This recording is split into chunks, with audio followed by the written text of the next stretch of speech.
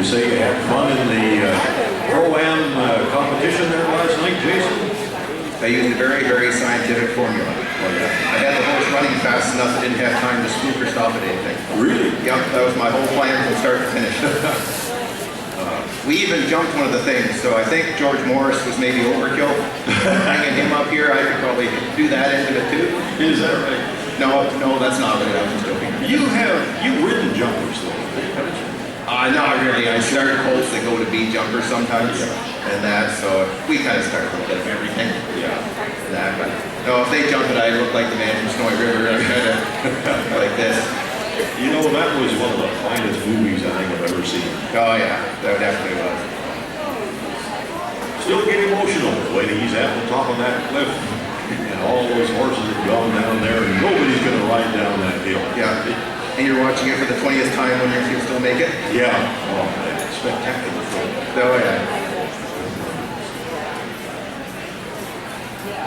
Well, we have about 1 minute to go on the clock, and then we hit network television from coast to coast around the world. I wish the whole world could see what goes on here. Judges are all in place, and ready to go. RHR Solano's checks. And Jason's been making great progress with them, and I think we'll be a goal. So we have 45 minutes. Jason Irwin, your time starts now. Alright. First off here, obviously I'm going to try to catch my horse. He's always kind of a little stuck on this gate. I don't want to surprise him here, but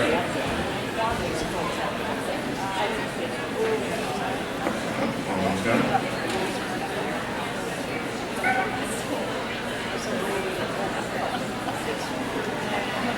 So I would prefer to have him do stuff like that and come to me instead of me after him, so I'm happy with that. Get this halter on. Now with these colt starting deals, obviously you have to make a lot of changes and vary your program according to what your colt is. This particular colt yesterday I thought did really, really well. The one thing we got a little stuck on was on the second session, he didn't move out as much as I would have liked. I did hope to canter him yesterday, and it wasn't going to work that day, so I didn't push the fact, but it would have been nice. So what I'm going to do today, provided everything else checks out for me, I would like to saddle him up and get on and lope fairly soon in the ride. Now that's always just a little bit tricky, just because it is nicer to work your colt down a little bit first, and then you're sure they're fairly calm about things, and then you speed up. However, I don't know that I'll have maybe just as much horse there, and I feel like I'll be forced to push on them a little more than I would want to. So I guess I'm kind of letting the chicken out of the hen house, but I'm going to, in theory, saddle this colt up, not do a ton of work with them ahead of time, get on fairly soon, walk, trot, and hopefully lope. And then hopefully nothing else. We've done the tarp a few times. He's been saddled a couple times now. So I didn't bother starting with the tarp again this morning. It's been done enough that I think I can get by without it. I expect him to actually move around a little bit like he is, just because I'm not doing as much prep work right now.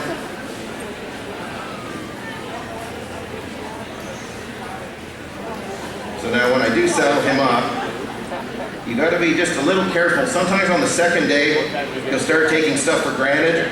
You'll think, oh, I didn't have a wreck the first day, therefore this is going to be smooth and easy. And then sometimes you get caught off guard a little bit when something goes wrong. So it's really important that although this colt did well yesterday, that I don't overrate what we did. So same as yesterday, I'm going to do it up snug enough to hold the saddle there, but not as tight as I actually want the saddle. And this is a way I can keep a lot of colts from bucking, not all of them, but a lot of them. And I'll saddle them up, get it just tight enough to hold, move them around just a tiny bit, and then I'll just tighten it up one at a time. Sometimes I'll actually tighten a little as they're walking. If you have a colt that really tightens its belly and will not let you draw the cinch up, sometimes you can pull them just as they're moving forward. That's not too bad. That's pretty decent. Now I am staying on this side for the most part just because this is where I tighten my saddle from. But that's fairly snug now, so I'll lunge him once from the other side as well.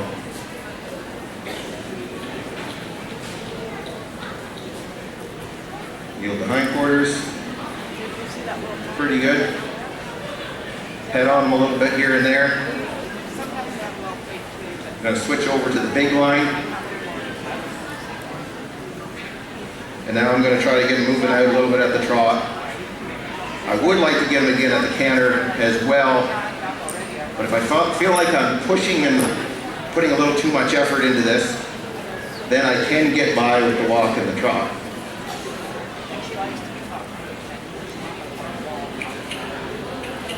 The bag on the stick here is just a way for me to create a little energy in the horse, in theory.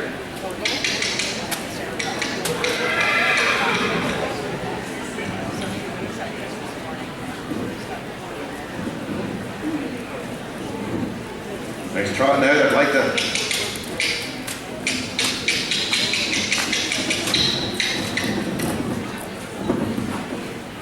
that's pretty decent. Swing the hindquarters away just a little bit. I could throw this bag up in front of him to stop him. No. Oh. Okay, sniff that. This is how we teach horses to become scent sniffing dogs.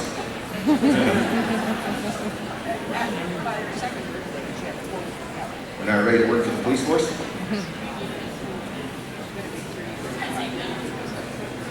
Okay, I'm going to send them the other way.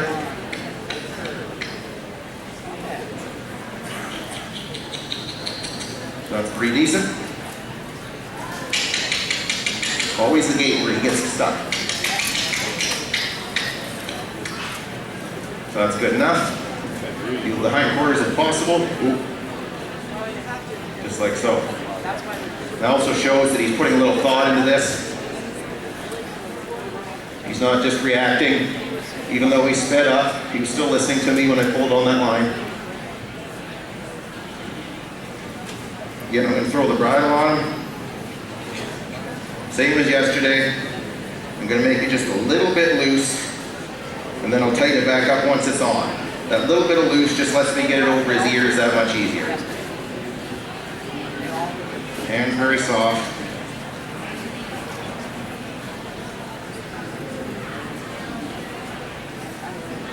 Slide that bit in very soft.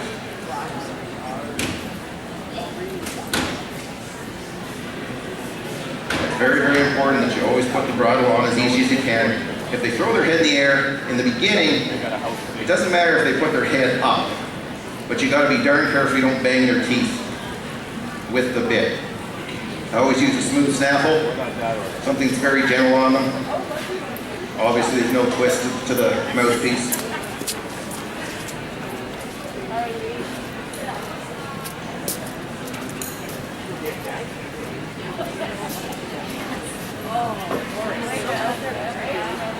Now, I'll just move him forward.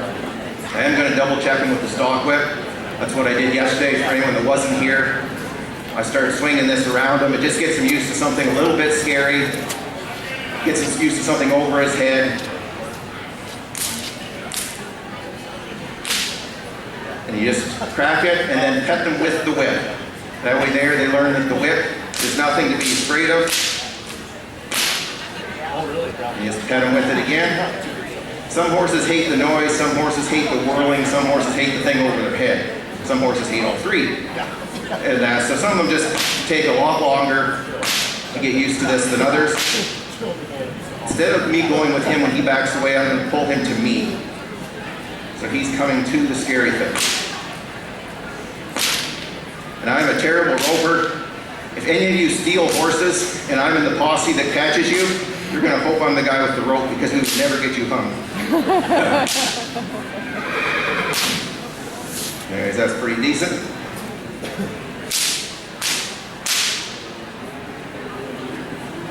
Your family was in the cattle business, or probably still is, in Ontario there. Did you not do any roping when you had Well, in Ontario, we tend to have cattle quiet enough no one has to go. Really? That's why maybe if you're looking for actors for the motion picture business, you don't go with Ontario cowboys. I just haven't done too much of that, just a little bit. Oh, this is crucial. No problem. But I had a director tell me one time it's much easier to make cowboys into actors than it is to make actors into cowboys. I believe that. They always thought that's where they hit the gold mine with Ben Johnson because he could do both. Oh yeah, what man. Now I don't want to be too casual here, but at the same time I don't want to be too uptight. So I'm just going to let him move. I'm not going to let him stop at this gate. If he wants to stop somewhere else, it doesn't bother me as much. I'm just going to pet on him a little bit as we go. I'm going to ride. I'm going to be fairly relaxed. That's easier said than done in that, but I'm just going to move around here. Now he's a little fresher, so this is a nice time to work on steering. He might resist a little bit, like right there, but when you have that forward motion, you can steer them around. When they get tired and lazy, then it's really tough to work on giving them a soft mouth because it forces you to pull more than you'd like. So when they are moving out, at first just go with them, but then take and start working on the steering a little bit because you have that energy, so take advantage of it. And it's always a very, very fine line with these challenges because you don't want your horses so fresh that when you get on them, you get into trouble. But you don't want to get them so tired that when you get on, you have nothing to work with. So we're walking around here, as you can see, pretty easy. I'm steering a little bit here and there. When they do turn, actually to turn, I just hold. As soon as they start to move their feet that direction, I let go. I don't steer with my legs a ton at this point because they don't understand it anyways. However, I'll just bump a little bit just to create a little bit of oomph there. So, and just out of habit, I'll squeeze a little bit. So for instance, if I'm going right, I am going to squeeze with my left leg. Colt really doesn't know it, but he'll figure it out over time. Now, I would like to trot sooner than later.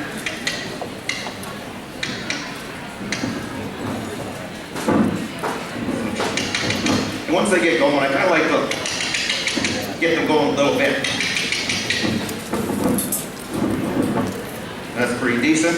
When I go to slow down, I'll just sit a little bit heavy, kind of relax my own body, and most of the time they'll go with me. If one's going really quick and I can't get them slowed very well, sometimes what I'll do is just relax, sit there and let them go around, and then I'll pet them as they're going too fast. And if you're petting on them, you'll feel them kind of, and they'll let down for you.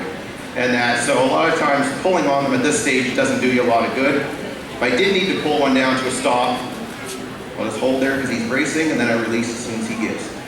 But if you did need to pull one down and slow one down, it's going too fast, most of the times I would just pull one rein, and I would kind of circle them to a stop as opposed to try to pull them.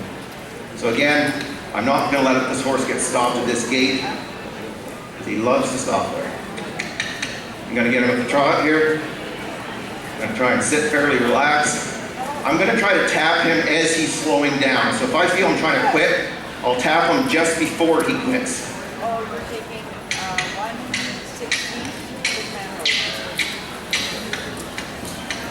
Yeah. Where are you? So that was all right.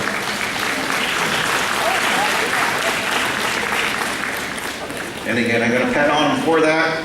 I'd like them to lope just enough that they understood that that's what I was after. If they lope one stride, sometimes it's tough to know what to do. Sometimes you want to pet them and reward them for doing that little bit, but at the same time, if they lope a stride and turn off, then sometimes they think you're petting them for quitting. So there's a little bit of a fine line there, but that's part of just training horses. You have to decide what it's like with that particular horse. So again, I'm steering here, but I'm not steering all the time. I'll steer for a minute and then not, and then I'll steer and then I won't. Some of this is just letting him wander around and get the feel of me. I'm going to step up to the trot here. Yeah, we have to watch out. But you know what? That's there.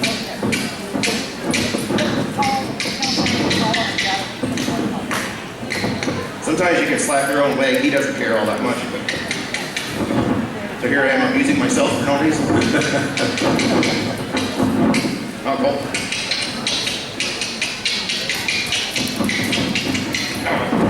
And now we're counter cantering already. That's how I teach dressage. Yeah, right. Work with me, Hugh. Yep, that's a very important exercise. I know it is. That's why I did it. Actually, I should have given a little swat with the outside rein as opposed to the inside rein. But anyways, that doesn't really matter all that much. Again, now once they've kind of done something that's a little bit physical, like that exercise, not exercise, but just loping. Once they've done something physical, then I don't ask for something else hard right away after that. I'll maybe work on quieting them down a little bit or something. So he's catching his breath. This is maybe a point where I could work on the whip. I did this enough yesterday that I'm hoping he remembers it. If he throws me off, we know that he didn't. But I'll just swing around here. And this also gets them ready to start swinging lariat off their back. Not that I'm amazing with the stock whip, but I'm a lot better with it than I am the lariat. And that, so that you just pop one and then just keep on going. Or you can completely stop and pep them with the stock whip. Make darn sure you don't let it get in front of their front feet where they're going to step on it. And that, but just play around. With the desensitizing, you can work on it a bit. But don't overdo it. I don't want to crack this thing until he's hating it. And that. And this is where groundwork is really important. If you start this stuff on the ground, it's then a lot easier transition under saddle. However, with my program, I don't stay on the ground for a long, long time. I'll move along, I'll show it up to them on the ground, and then I get it done under saddle. Most of the colts we get in for training are there for maybe 30 days, something like that. So if I do 2 weeks of groundwork, they haven't had very much riding by the time they leave. So I kind of tend to want to get on their backs. Also, I feel like in some cases that it's actually easier on the horses because I can teach it to them a little faster. That might not sound like it makes any sense, but stop here. Head on. How far along do you go, Jason, before you start working on some vertical flexion? Vertical? Oh, depending on the colt, some of them, I'll usually leave it a week before I start, and that some colts 2 weeks. And that, it just depends. If one fights with the bridle a lot, I make more of a point of working on the bridle.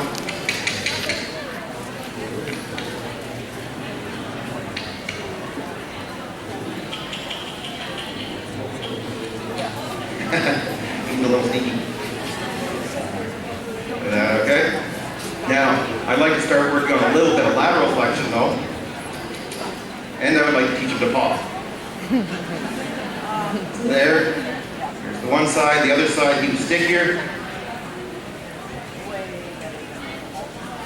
Little trick here, I'm just going to stop for a second. You can also take your foot, slide it forward like so.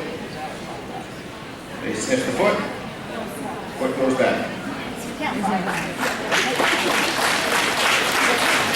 Now, if you don't wash your feet too often, the results will vary. So keep that one in mind. So I would like to do that at least one more time. Now, we haven't actually worked on stopping yet.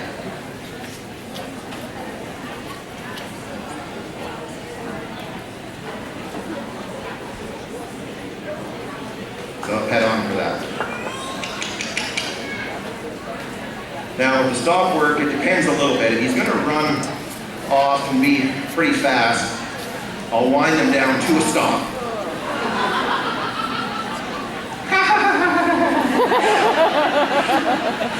And so I'll wind them to a stop. I don't think I need to at this one. I'll just put light pressure on the reins and hold. If he stops, great. Now if he goes through it, okay, there he goes.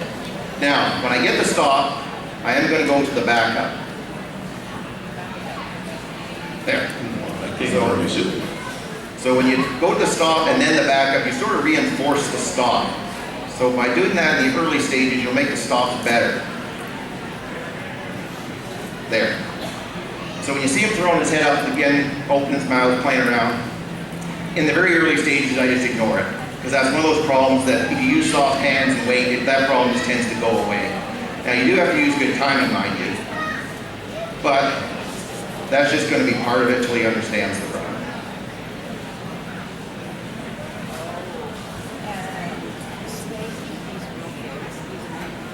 So this white crusher. Okay, he did move one foot there. Now I didn't quite like the way that he did it.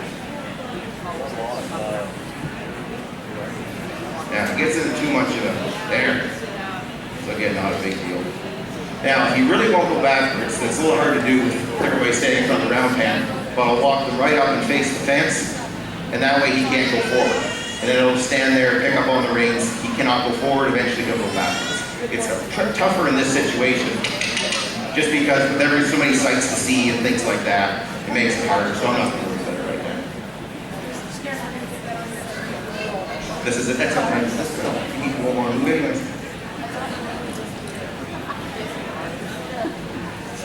So now, actually what I'm going to do for a moment here, I'm going to get away from the speaker. I'm going to get on and off a couple times just to make sure that's solid.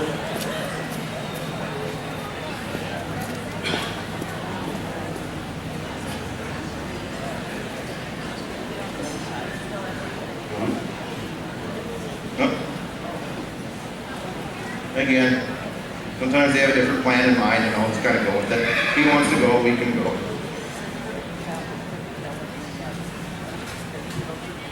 I'm going to try to steer him down the center of this thing. If we're going to hit the hand, he's going to have to do something. We can either cross a pole, go by a pylon, or go over a bridge. He can pick. I didn't think of this option.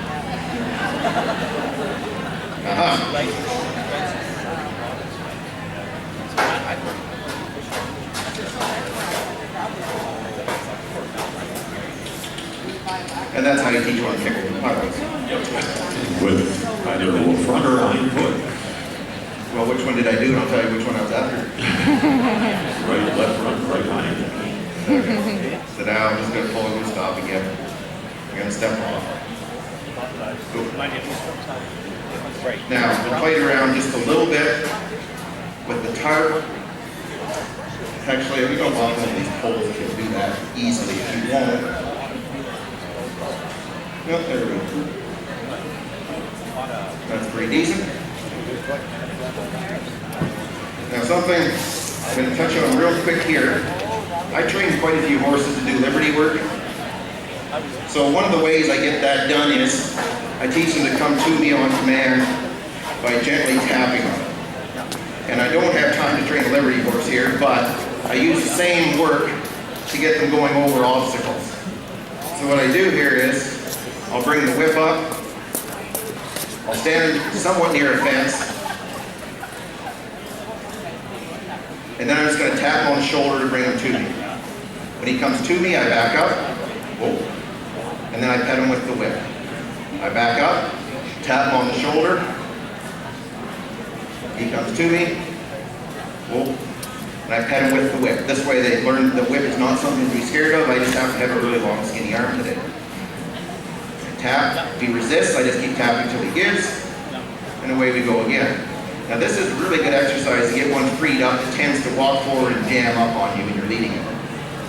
So I can teach one to trot or run after me or anything like that, but the reason I'm teaching it right now, and I'm sort of doing the hurry version, is that this is how I can sometimes get horses to go over scary things, because this way I can call them to me to go over the scary stuff. So it just gives me a quick cue that I can put on to get them over things.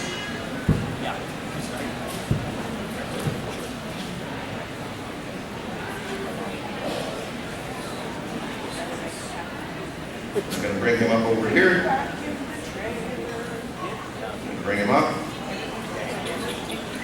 Now if he wants to sniff that, he can.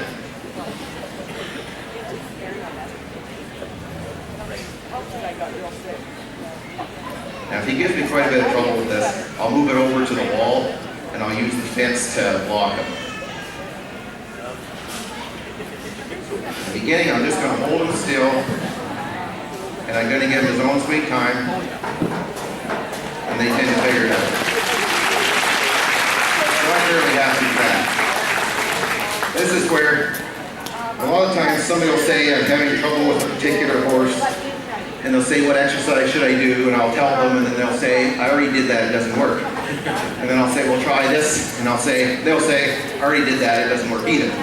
After a while, you start to figure out that it's the person, not the horse. But usually what happens is the person's putting too much pressure on too quickly. And right here, as you can see, by not getting in a tear, a lot of the times, they'll just kind of figure it out and it won't be any big deal. So now, a little change.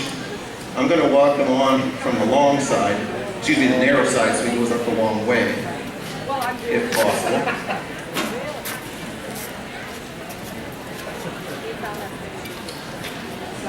And this is going to be a little trickier just because they can sneak off to the side a little. So looking at something else, I'll just kind of bring his attention back to me.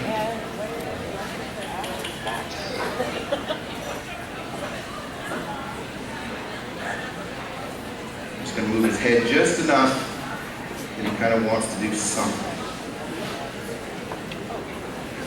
He's racing, so I'm just going to hold till I feel a give right there.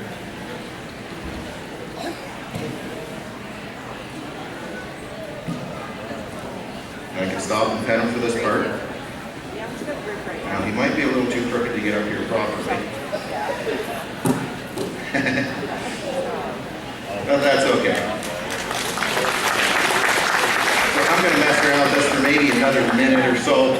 Again, this isn't something that I feel I need to perfect right now. So if he goes on and goes off crooked a time or two, it really doesn't matter because I've got enough time. Got 20 minutes left in the session, Jason. 20 minutes. All right.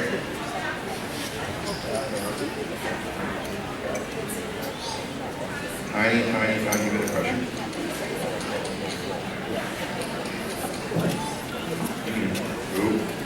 Oh, Yeah, that's what I want. I want him to move that foot forward so he can stabilize himself. Now that he's up here, if he was nervous up here, I would get him off there. But if he's calm, I'm going to pet him a lot here. And instead of this being a scary thing, this is his new resting place. And so I'm going to teach him that this is the happiest place in the world to be. So just as a quick example, my wife had a gelding, and he was afraid of bridges. So every time she was riding him, she would rest him on the bridge. That horse now absolutely loves bridges. If you turn him loose in the arena, he runs to the bridge and stands on it because he figures he doesn't have to do anything. But there's sort of a trick behind this.